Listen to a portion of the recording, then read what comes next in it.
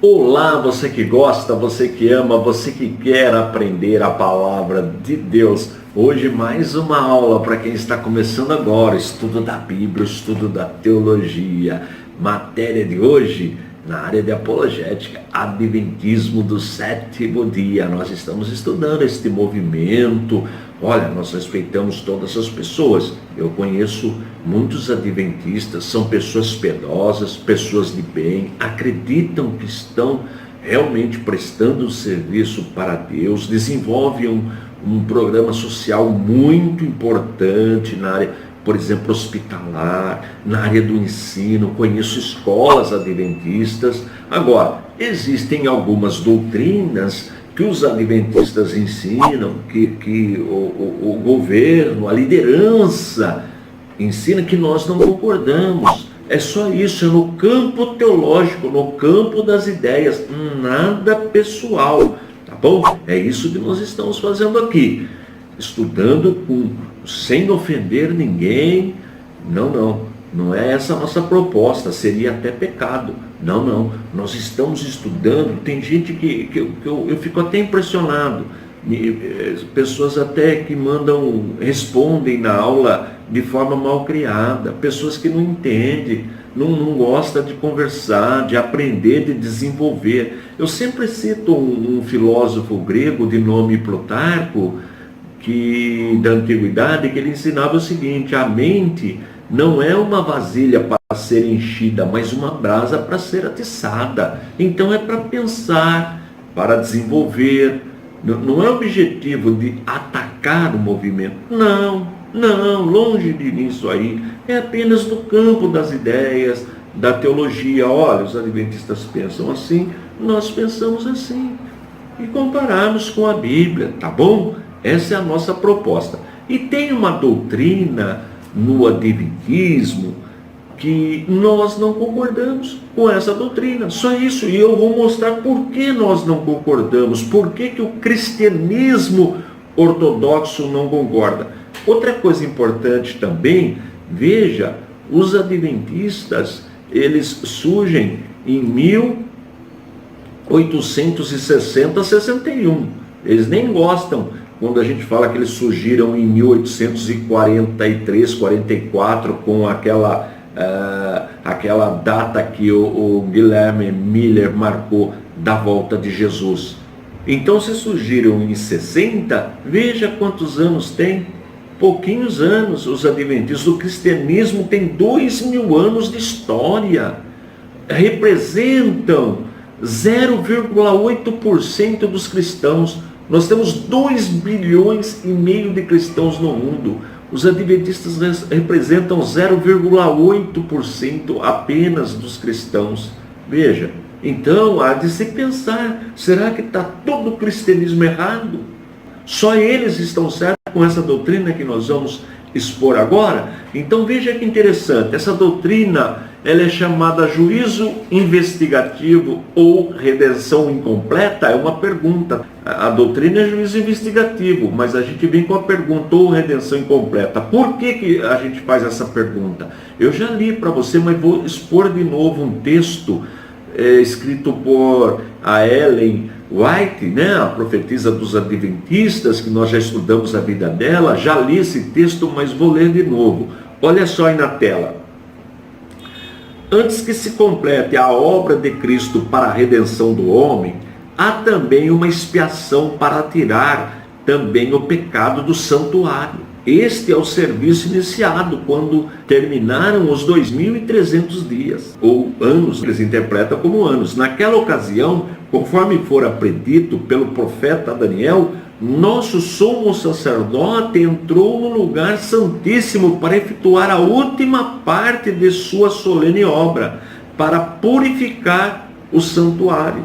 Destarte, os que seguiram a luz da palavra profética viram que, em vez de ver Cristo à terra, ao terminarem em 1844 os 2.300 dias, que eles interpretam como anos, entrou ele então no lugar santíssimo do santuário celeste, a fim de levar a efeito a obra final da expiação preparatória à sua vinda.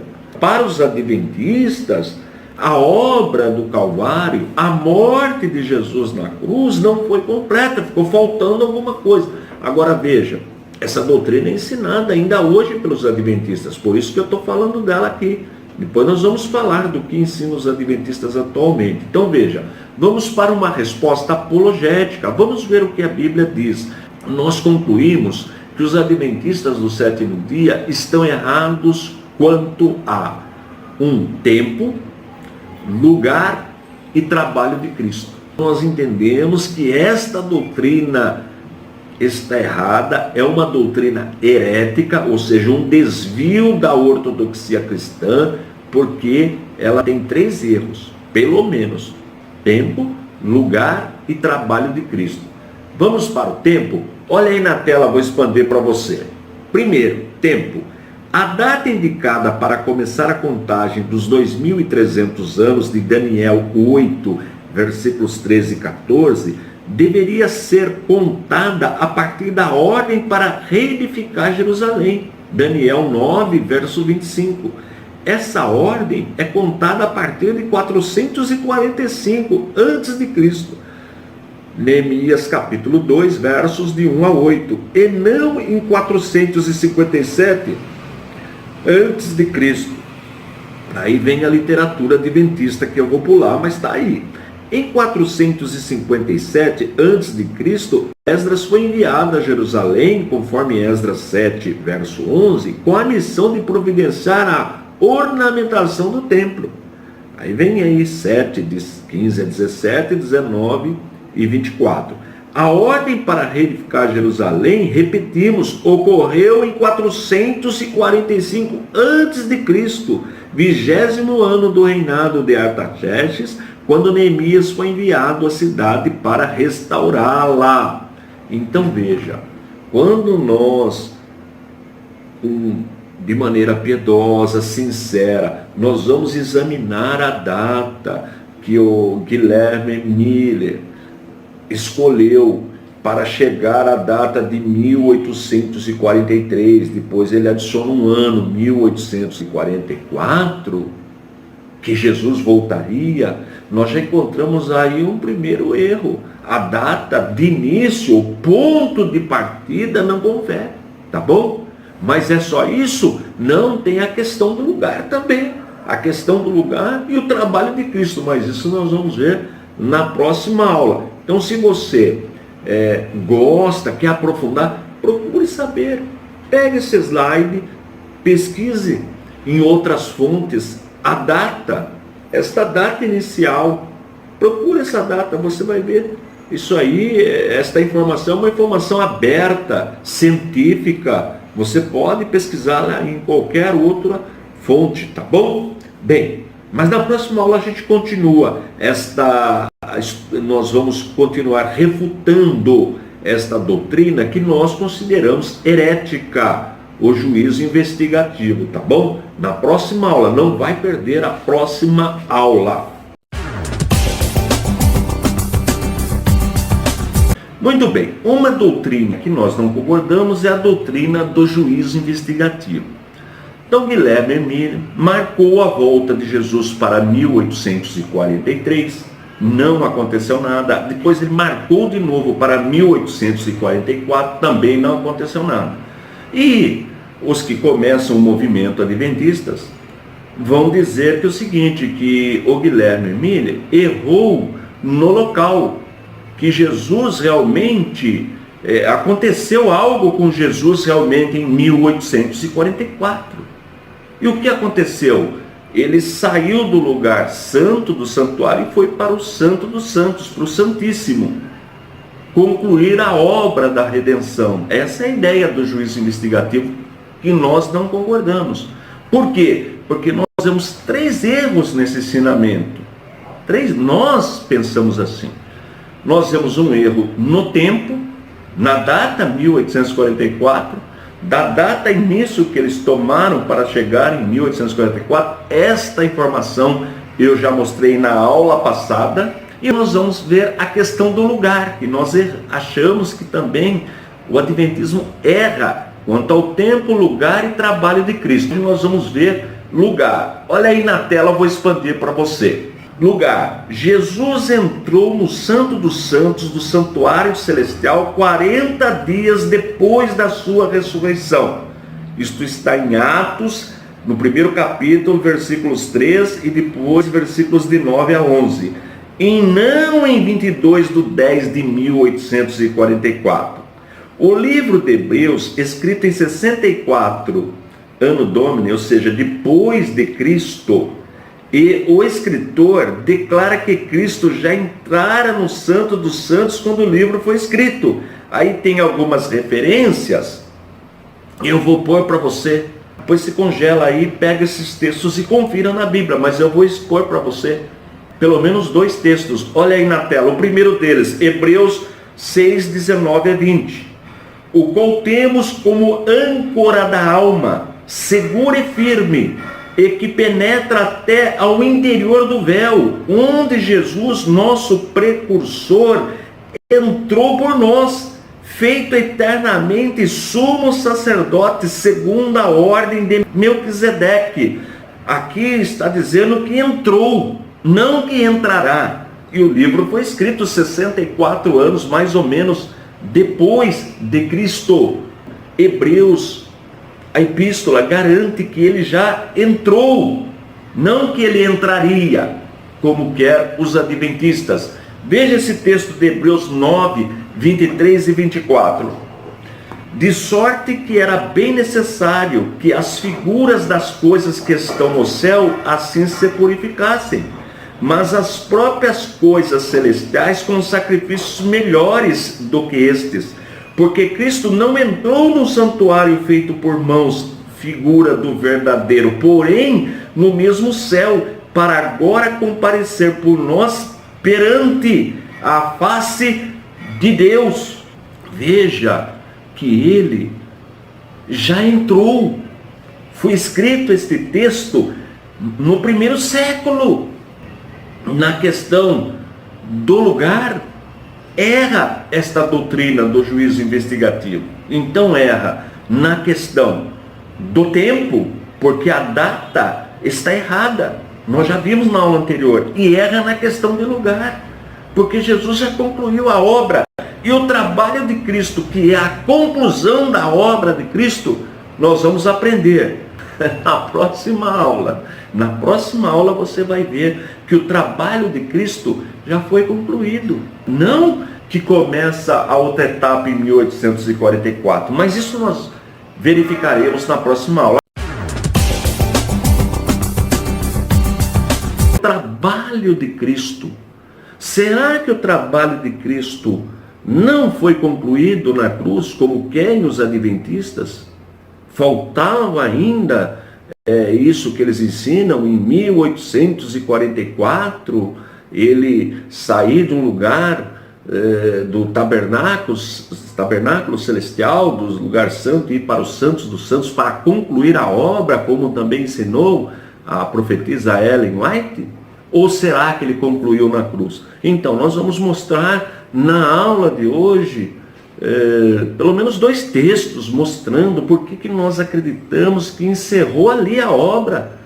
Com a morte e a ressurreição de Cristo está encerrada a obra de Cristo, né? Que dele dar a vida, verter o seu sangue por nós na cruz do Calvário. Então vamos para o primeiro texto, Colossenses 2:14. Olha aí, eu vou expandir para você. Havendo riscado a cédula que era contra nós nas suas ordenanças, a qual de alguma maneira nos era contrária, e a tirou do meio de nós, cravando-a na cruz. Está vendo? Existia uma condenação, o pecado, nós estávamos condenados à morte, nós aprendemos isso aí. Mas quando Jesus morre ali na cruz, ele paga o preço, ele mesmo, o próprio Deus paga o preço da nossa redenção, do nosso resgate, da nossa salvação. Ele crava na cruz com a sua morte. Esta cédula, esta fatura, esta dívida nossa foi paga. Por isso que ele é o Cordeiro de Deus que tira o pecado do mundo. Vamos para mais um texto, Hebreus, no primeiro capítulo, versículo 3. Olha aí na tela.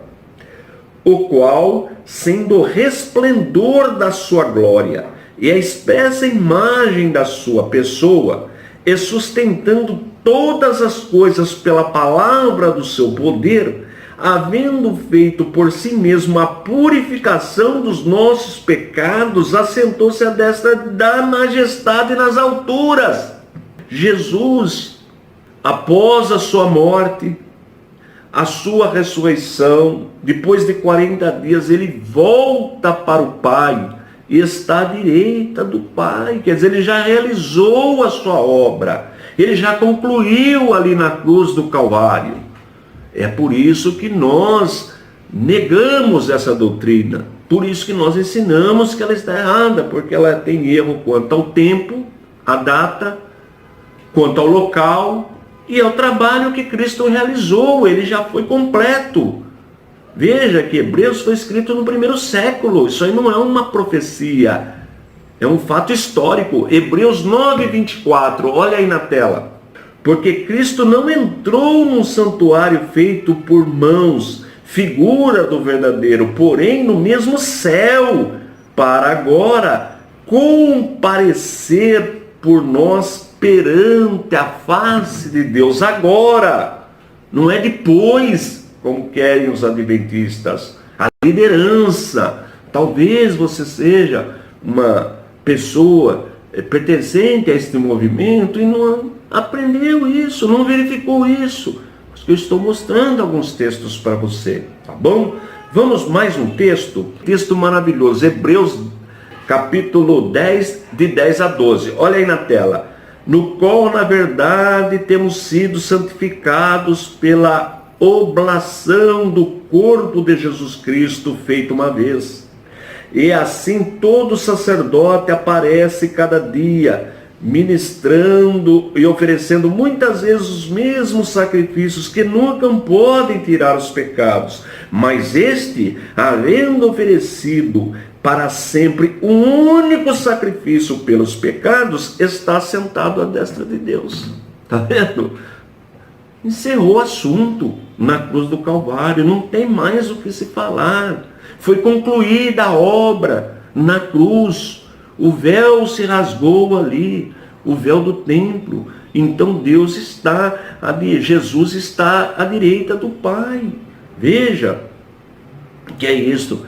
Este, repito, livro foi escrito no primeiro século. Hebreus foi escrito no primeiro século. Está falando de um fato histórico consumado, a obra de Cristo, tá bom? É isso que nós entendemos, é isto que a ortodoxia cristã ensina. Agora, essa doutrina, ela surge na data que o Guilherme Mille marcou. Veja como é que funciona a coisa. Ele marca uma data que Jesus voltaria à Terra.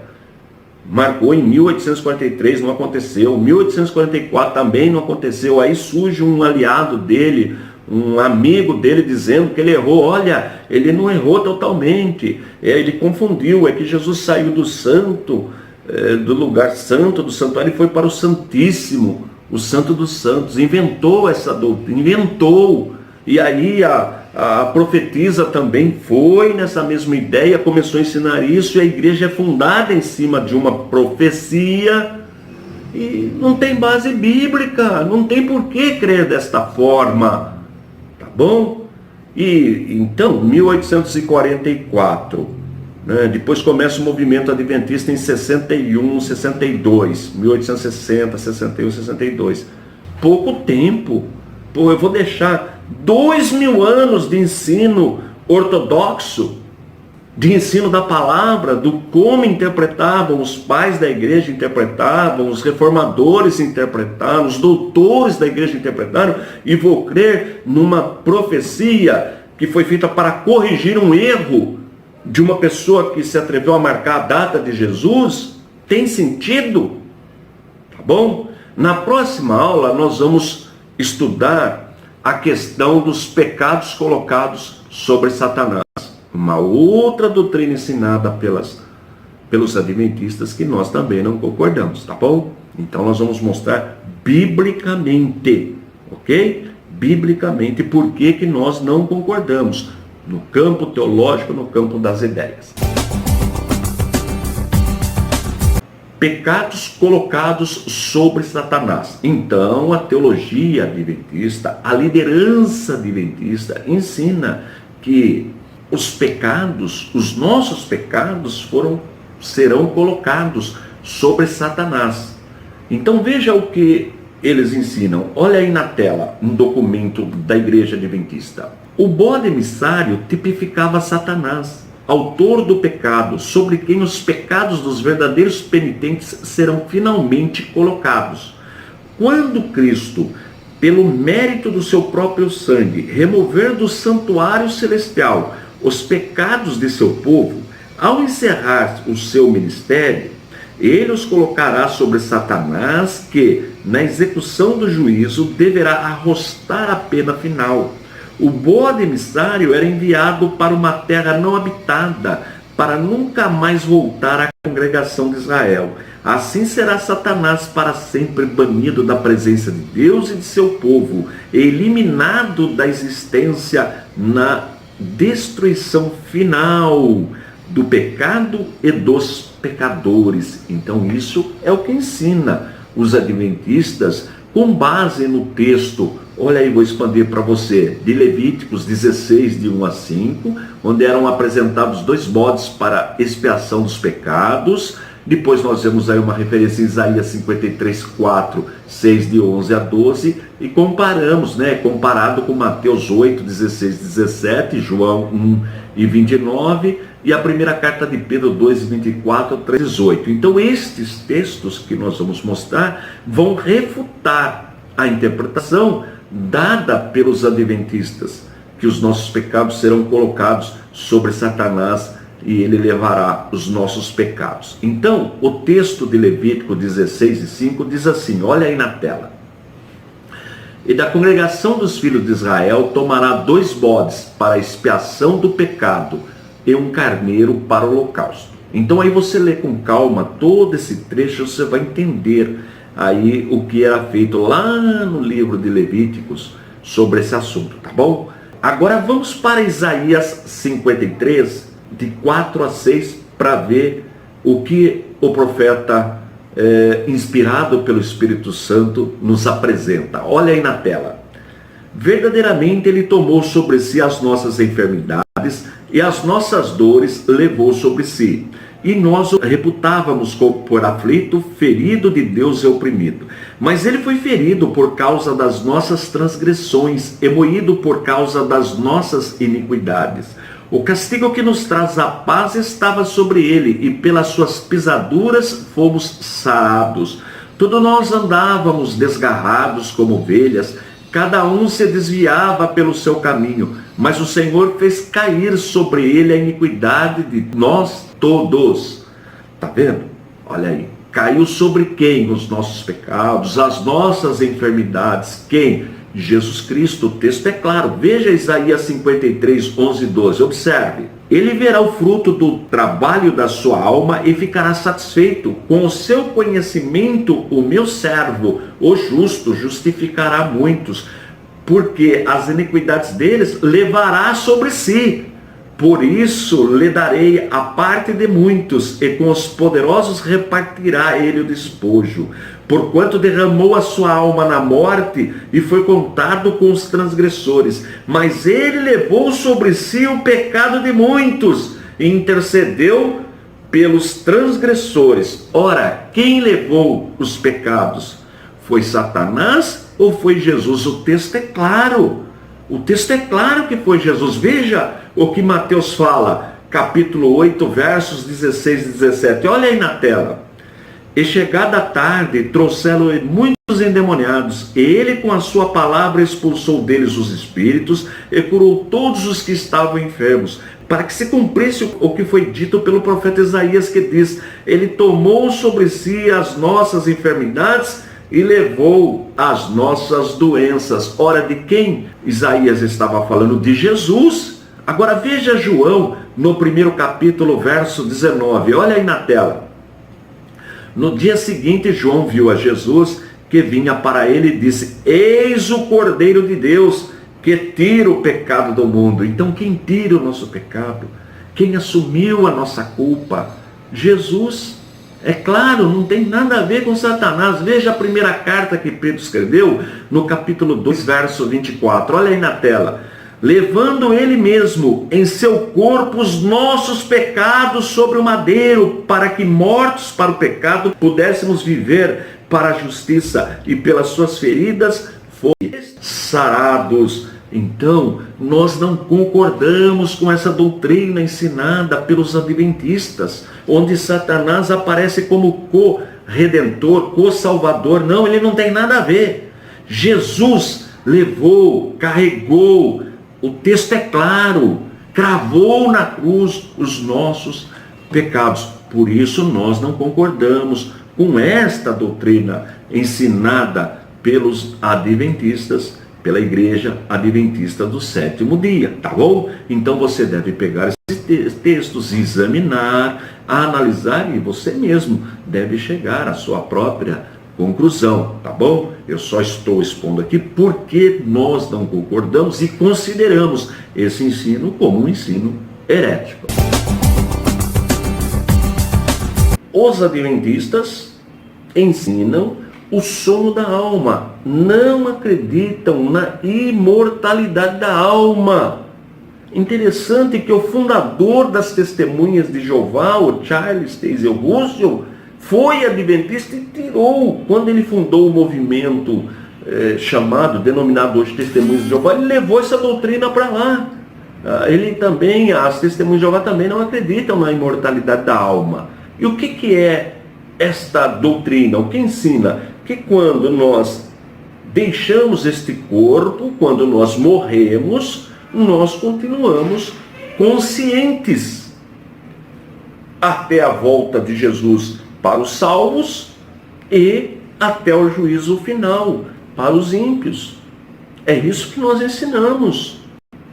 Esse período chamado período intermediário. Os adventistas negam este período intermediário, ou seja, a imortalidade da alma, que as pessoas estão conscientes. Nós ensinamos que não. Então nós vamos mostrar biblicamente por quê. E como nós sabemos que eles negam, os adventistas? Porque existem documentos da igreja adventista, documentos abertos, não é nada secreto, que qualquer pessoa pode ler, estão disponíveis no site da própria igreja adventista. Então, vamos ver um deles? Olha aí na tela. O que o homem possui é o fôlego da vida, ou vida, o que dá animação ao corpo, que ele é retirado por Deus quando expira. E o fôlego é reintegrado ao ar por Deus. Mas não é uma entidade consciente ou o homem real como querem os imortalistas. Os adventistas estão ensinando neste material, nesta doutrina, que é errado ensinar a imortalidade da alma como o cristianismo ortodoxo histórico, com 2000 anos de história, ensina. Ensinam que isto é errado, que esta doutrina é uma heresia. Então eu vou fazer o que? O que eles estão fazendo, só que do ponto de vista contrário. Enquanto eles negam, eu vou defender aqui a imortalidade da alma. Qual o problema nisso? Nenhum. Tranquilo. Você pode crer ou não. Você tem liberdade para escolher. Tá bom? Então vamos lá. Qual o significado da palavra alma? A palavra alma na Bíblia tem mais de um significado. Existem palavras que têm mais de um significado. Olha aí esse slide aí, que interessante. Polissemia é um conceito da área da linguística com origem no termo grego polissemos, que significa algo que tem muitos significados. Uma palavra polissêmica é uma palavra que reúne vários significados. Tá vendo? Por exemplo, a palavra vela. Tem vela, vela de acender, vela. Tem vela de barco, navio a vela. Já viu esse termo? E tem vela também de carro. Como que eu vou saber qual o significado dessa palavra, então, se tem mais de um significado? Vou depender do contexto. A palavra manga tem mais de um significado. Manga de camisa, manga fruto, manga eixo de caminhão. Mas como que eu vou saber o significado? Dependendo do contexto. Então olha esse texto aí, esse versículo bíblico na tela. Para a palavra alma. Êxodo 1 e 5. Todas as almas, pois, que procederam dos lombos de Jacó foram 70 almas. José, porém, estava no Egito. Ora, o que significa alma aí? Todas as almas que procederam. Todas as pessoas.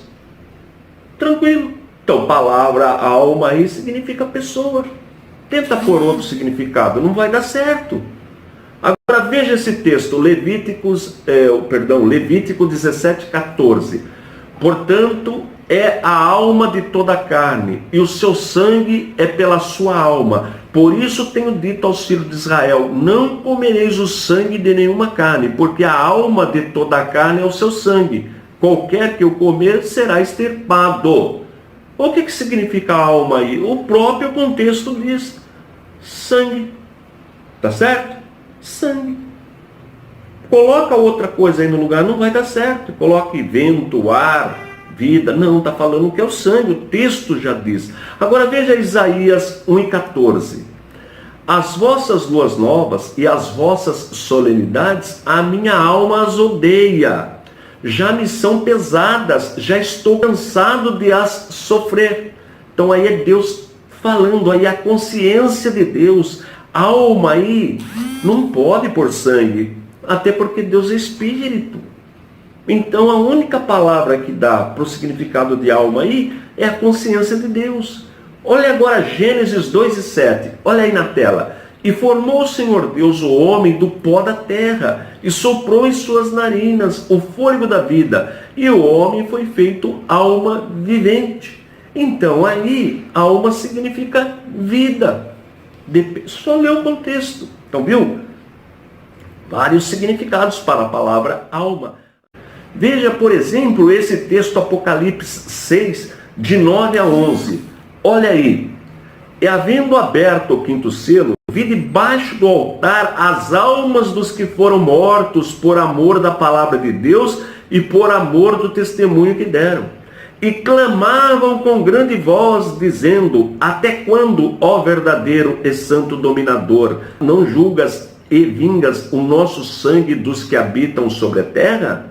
E foram dadas a cada um compridas vestes brancas, e foi-lhes dito que repousassem ainda um pouco de tempo, até que também se completasse o número de seus conservos e seus irmãos, que haviam de ser mortos, como eles foram. Olha aí, alma. Coloca sangue no lugar de alma, não dá certo. As pessoas que já tinham deixado o corpo, morrido, lembra que nós já aprendemos já o significado, que também é uma palavra com mais de um significado, tem morte espiritual, morte física e morte eterna, tá bom? Tranquilão até aí? Observou? Estude com cuidado esses textos. Na próxima aula nós vamos aprender para onde vão estas pessoas, ou para onde foram as pessoas, onde estão as pessoas que já deixaram o corpo. Não vai perder a próxima aula, nós vamos ver o significado aí, porque os adventistas também negam a existência do inferno.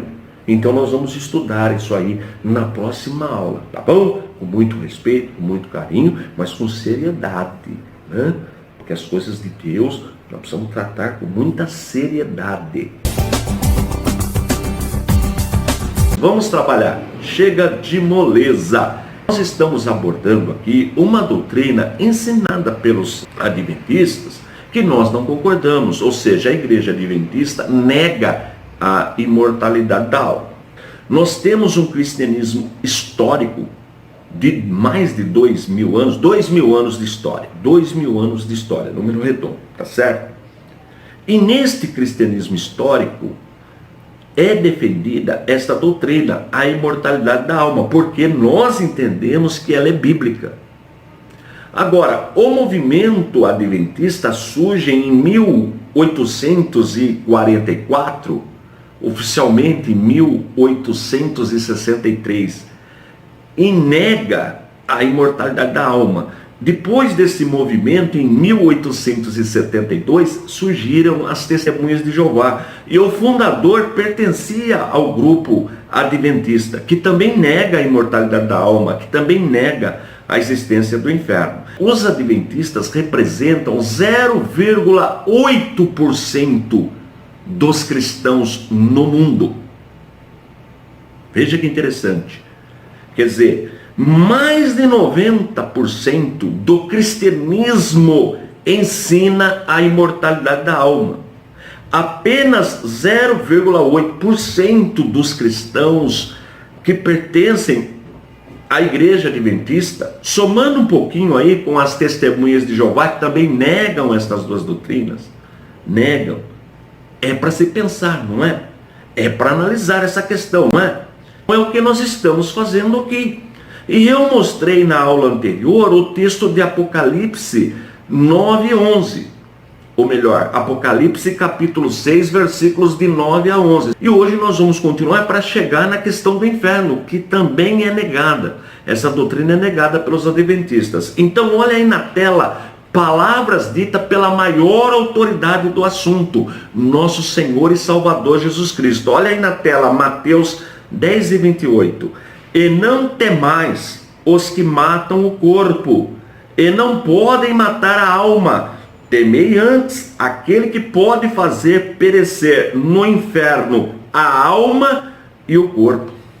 Está vendo?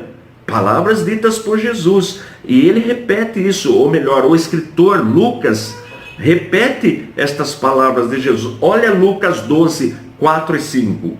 E digo-vos, amigos meus, não temais os que matam o corpo, e depois não tem mais que fazer. Mas eu vos mostrarei a quem deveis temer. Temer aquele que depois de matar tem poder para lançar no inferno. Sim, vos digo, a esse temer. Está vendo? O texto é claro, está falando de duas coisas distintas, o corpo e a alma. Nós somos pessoas não por causa do nosso corpo físico. Tanto é que o Espírito Santo é uma pessoa. Os adventistas ensinam, as testemunhas de Jeová negam a pessoa do Espírito Santo, mas os adventistas concordam que o Espírito Santo é uma pessoa. E o Espírito Santo não tem corpo físico. O diabo é uma pessoa espiritual, não tem corpo físico. Então, para ser pessoa, não precisa de ter corpo físico. E quais são as três faculdades da personalidade? Nós já aprendemos: intelecto, emoção e vontade. Então, para ser pessoa, não precisa necessariamente ter corpo. Nós temos um corpo porque nós somos pessoas humanas. Então, quando a pessoa morre, deixa o corpo, ela continua viva. A pessoa continua viva, só que sem corpo. E este período que ela permanece viva, que vai quando deixa o corpo até a ressurreição, a volta de Jesus, até a volta de Jesus, onde haverá a ressurreição dos justos, e aqueles que estiverem vivos receberão um novo corpo. Olha que interessante. Então nós chamamos período intermediário. E aqueles que não temem a Deus só irão receber, ressuscitarão no juízo final. Tá bom? Isso é importante. Bom, Jesus, a maior autoridade, falou sobre a existência do inferno. Veja que os adventistas e as testemunhas de Jeová não aceitam o texto quando Jesus fala para o ladrão arrependido: hoje mesmo estarás comigo no paraíso. Eles têm que negar, têm que alterar esse texto, porque já que a pessoa não pode ficar consciente quando sai do corpo, então esse versículo tem que mexer na gramática dele. Porque Jesus disse: hoje mesmo estarás comigo no paraíso. Então, embora este versículo esteja desta forma na Bíblia usada pelos adventistas, eles não concordam com a gramática do texto. Já as testemunhas de Jeová adulteraram esse texto. Bem, já que nós envolvemos agora, já entendemos essa separação, nós vamos aprofundar nisso aí, mas vamos incluir a questão do inferno, a palavra inferno. Então, qual o significado da palavra inferno? Já que Jesus falou que a gente tem que temer aquele que pode lançar o corpo e a alma no inferno. Não é isso que Jesus falou, que nós acabamos de ler? Não temais os que matam o corpo e não podem matar a alma. Temei antes aquele que pode fazer perecer no inferno a alma e o corpo. Quem nós devemos temer? Deus. Só Deus. Porque o diabo pode, eventualmente, a pessoa está lá, um assalto, leva um tiro, morre. Quer dizer, o diabo matou o corpo da pessoa, não a alma. A alma vai para esse lugar intermediário. Então nós vamos estudar qual o significado da palavra inferno, dita aqui por Jesus. Foi Jesus que disse. Na próxima aula nós vamos entender o que é inferno. Nós vamos ver no hebraico, no grego, no latim e no português. E nós vamos entender aí essa questão, tá bom? Não vai perder a próxima aula. Se você tiver algum amigo adventista, peça para que ele assista a aula. E vamos trabalhar com o argumento do filósofo Plutarco. O que disse Plutarco? Filósofo da antiguidade. A mente não é uma vasilha para ser enchida, mas uma brasa para ser atiçada. O nosso objetivo, a nossa proposta é que você pense, que você analise e chegue à sua própria conclusão, tá bom? A nossa aula, ela atua no campo das ideias, no campo teológico. Por exemplo, a Igreja Adventista ensina na televisão, ensina também pelo canal do YouTube, o sono da alma, a mortalidade da alma. Nós não concordamos com esse ensino. Então eu também ensino pelo canal do YouTube, já ensinei na televisão há alguns anos, a imortalidade da alma. Só no campo das ideias, no campo teológico, tá bom? Nada pessoal. Um assunto também que é negado pelos adventistas e pelas testemunhas de Jeová, qual o significado, ou melhor, elas negam a existência do inferno. Então as testemunhas de Jeová, aliás, o fundador das testemunhas de Jeová, o Charles Taze Russell, foi adventista do sétimo dia e foi lá que ele aprendeu essa doutrina. Lá que ele aprendeu a negar a imortalidade da alma e também a negar a existência do inferno. Então é isso que nós vamos estudar aqui. Será que o inferno não existe como querem os adventistas e as testemunhas de Jeová? Nós vamos aprender, tá bom? Então, qual o significado? Primeiro nós precisamos saber o significado das palavras. Assim como nós estudamos o significado da palavra alma, tem mais de um significado, nós vamos estudar agora o significado da palavra inferno para entender essa doutrina, tá bom? Vou expandir para você aí na tela. Olha que interessante. Latim, infernos, significa lugar inferior. Hebraico, Sheol, significado lugar invisível dos mortos ou também lugar inferior. Grego, Hades, significado mundo invisível dos mortos. E aí vem o grego, Geena, significado lago de fogo do Apocalipse. Grego, Tártaro, significado prisões eternas. Grego, abissos, significado reino dos mortos, mundo inferior. Você viu quantas palavrinhas nós vamos estudar? Você viu em que nenhuma delas traduz o significado como sepultura, lugar de enterrar o morto, o corpo da pessoa? Você observou? No Antigo Testamento, a palavra para lugar invisível, lugar onde estão aqueles que já deixaram o corpo, a palavra é Sheol. É assim que se pronuncia, uma palavra transliterada do hebraico para a língua portuguesa. Transliterar uma palavra é escrevê-la com os nossos caracteres da forma que se pronuncia na língua original. Se você estiver lá em Israel falar Sheol, eles vão saber perfeitamente o que você está falando. E o que você está falando? Mundo invisível dos mortos. Não é isso que nós lemos aqui na definição? Lugar inferior. Quando os rabinos foram traduzir a Bíblia para a língua grega, isso mais ou menos no ano 285 antes de Cristo, eles foram procurar na língua grega uma palavra correspondente para a palavra Sheol. E eles descobriram que no mundo grego, na literatura grega, existia a palavra Hades, mundo dos mortos, para onde iriam as pessoas que morriam na guerra e deixavam o corpo. Então veja que interessante, usaram a palavra Hades para Sheol. Por quê? Porque a palavra sepultura, lugar de enterrar o morto, tem uma palavra específica na língua hebraica. Olha aí, palavra sepultura, lugar de enterrar o morto, no hebraico, kever. Tá vendo? Tá vendo escrito aí? E no grego, memeion, mema, etafos. Então veja que para a língua hebraica e para a língua grega, as palavras são específicas. Uma coisa é lugar inferior, é Sheol, é Hades. Outra coisa é sepultura, kever, tafos, por exemplo, na língua grega. Então elas têm correspondentes. Você nunca vai encontrar a palavra Sheol no plural.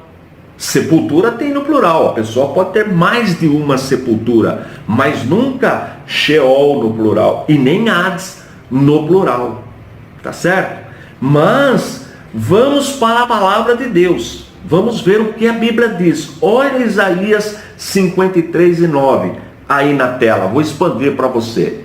E puseram a sua sepultura com os ímpios, e com o rico na sua morte, ainda que nunca cometeu injustiça, nem houve engano na sua boca. Está vendo? Esse texto está falando de Jesus. Jesus não foi sepultado quando morreu, não foi colocado, doado até por José de Arimateia? Olha aí o que está escrito em João, cumprimento 19, 41 e 42. E havia um horto naquele lugar onde fora crucificado, e no horto um sepulcro novo, em que ainda ninguém havia sido posto. Ali, pois, por causa da preparação dos judeus e por estar perto aquele sepulcro, puseram a Jesus. Tá certo? Então Jesus morreu. José de Arimateia pediu o corpo de Jesus e colocou numa sepultura nova. Tá certo? Então, o cumprimento de Isaías, acabei de ler agora. Agora veja o Salmo 16 e verso 10. Observe que interessante. Pois não deixarás a minha alma no inferno, olha, lugar inferior, né, que nós já vimos a definição, nem permitirás que o teu santo veja a corrupção. Tá certo? Quando Jesus morreu, o corpo dele ficou no kever, ficou no tafos, ficou na sepultura. Mas a alma dele foi para o lugar inferior, que aí a tradução do inferno é lugar inferior, foi para o Sheol, foi para o Hades. Sabia disso? Ele foi para lá. Veja Atos 2 e 27, eu vou expandir para você. Pois não deixarás a minha alma no inferno, nem permitirás que o teu santo veja a corrupção. Então olha o cumprimento do Salmo, tá vendo? Duas coisas distintas. Então, quando Jesus morreu, o corpo dele foi colocado numa sepultura. Tem palavra para o grego, tem palavra para o hebraico, para sepultura. Mas a alma dele, ou seja, ele, a pessoa, foi para o Sheol, foi para o Hades, foi para o inferno, nesse caso aí, lugar inferior. A habitação daqueles que já deixaram o corpo. Ficou complicado, né? Ficou complicado entender isso? Não. Nós ensinamos isso. Pedro falou sobre isso. Então agora nós vamos ver como era o Sheol, que foi traduzido por Hades, que foi traduzido por infernos no latim por Jerônimo no ano mais ou menos 405 depois de Cristo. O que acontecia lá? Na próxima aula nós vamos continuar esse estudo. Não vai perder a próxima aula. E nós vamos continuar nosso assunto sobre a questão da imortalidade da alma, o sono da alma, como querem os adventistas e as testemunhas de Jeová. Vamos ver o que Paulo fala? Vamos para a palavra de Deus, segunda carta aos Coríntios, capítulo 5, versículo 8.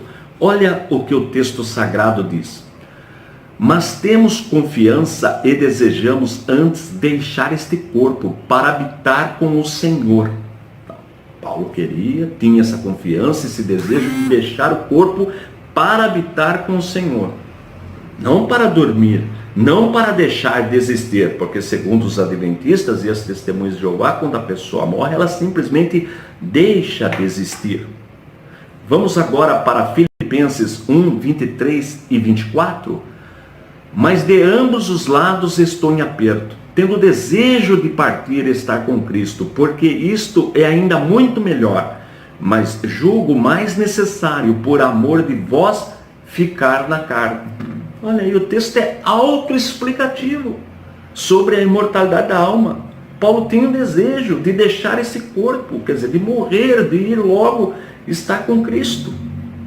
Nós já aprendemos na aula passada sobre isso. Lucas 23 e 43. Olha que texto maravilhoso. E disse-lhe Jesus: em verdade te digo que hoje estarás comigo no paraíso.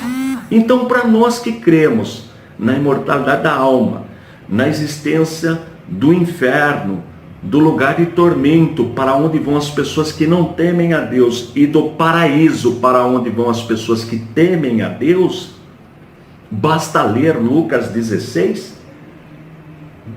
Muitos consideram parábola, o texto fala que se trata de uma parábola, o título, mas aos que não concordam, de qualquer forma, parábola é uma técnica de ensinar, de transmitir uma verdade espiritual. Leia Lucas 16, parábola do rico e Lázaro. Observe lá essa separação dos que temem a Deus e dos que não temem a Deus.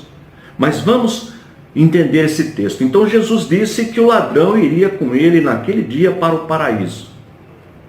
Ocorre que os adventistas dizem que esse texto foi pontuado de forma correta, já que eles não creem na existência após a morte, a imortalidade da alma. Eles acham que o ladrão deixou de existir, mas pelo menos não mudaram o texto. Não concordam com o texto, mas não mudaram. Já as testemunhas de Jeová mudaram o texto, alteraram o significado do texto, tá bom?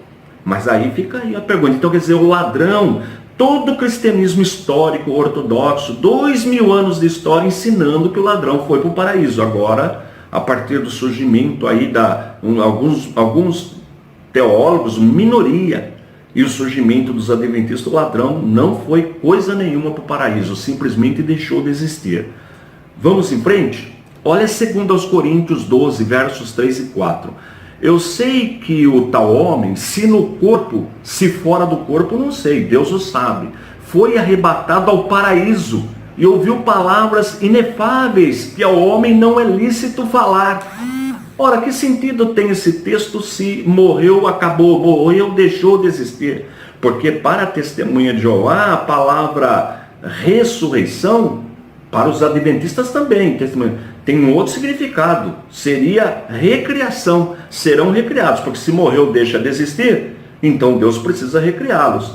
Isso de forma explícita as testemunhas de Jeová ensinam. Vamos ver 2 Coríntios capítulo 5, verso 1, porque sabemos que se a nossa casa terrestre desse tabernáculo se desfizer, temos de Deus um edifício, uma casa não feita por mãos, eterna, nos céus. Então está aí o texto claro, falando da vida após a morte, e que o crente, aquele que tem o Espírito Santo, aquele que teme a Deus, ao deixar o corpo, vai para o paraíso e receberá um novo corpo na volta de Jesus. E os que não temem a Deus vão para o lugar de tormento e ficarão lá até o juízo final, após o milênio, tá bom? Agora eu quero lançar um argumento aqui, só para a sua reflexão, você que está me assistindo.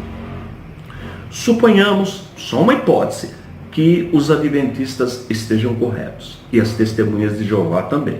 Então todo o cristianismo histórico, 2000 anos de história, aqueles que vieram depois dos apóstolos, os doutores da igreja, os reformadores, os teólogos do século 18, 19, 20, 21, o que eu estou ensinando aqui, segundo os adventistas e as testemunhas de Jeová, trata-se de doutrina diabólica, a imortalidade da alma. E qual seria a pena, a pior pena para quem ensina heresia, doutrina diabólica?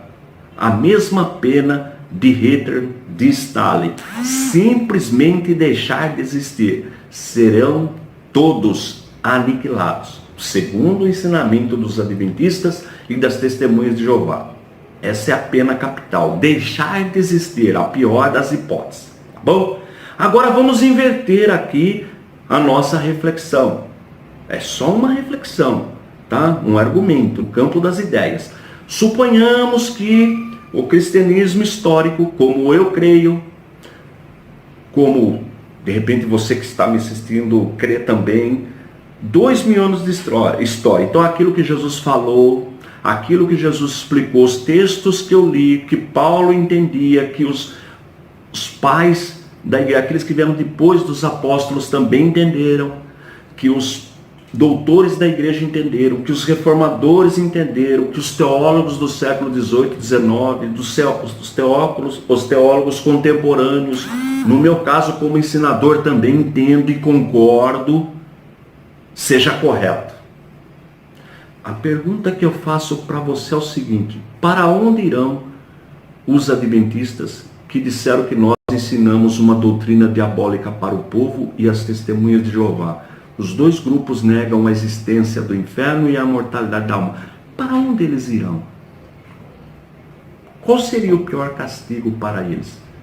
Paraíso ou lugar de tormento? É só para reflexão, só para reflexão. Tá bom? Pensou? Outro dia eu vi um líder adventista, um homem que eu até respeito muito, grande ensinador, mas ele disse uma frase que eu achei interessante. Ele falou: não seja um papa sermão. Interessante a frase dele, né?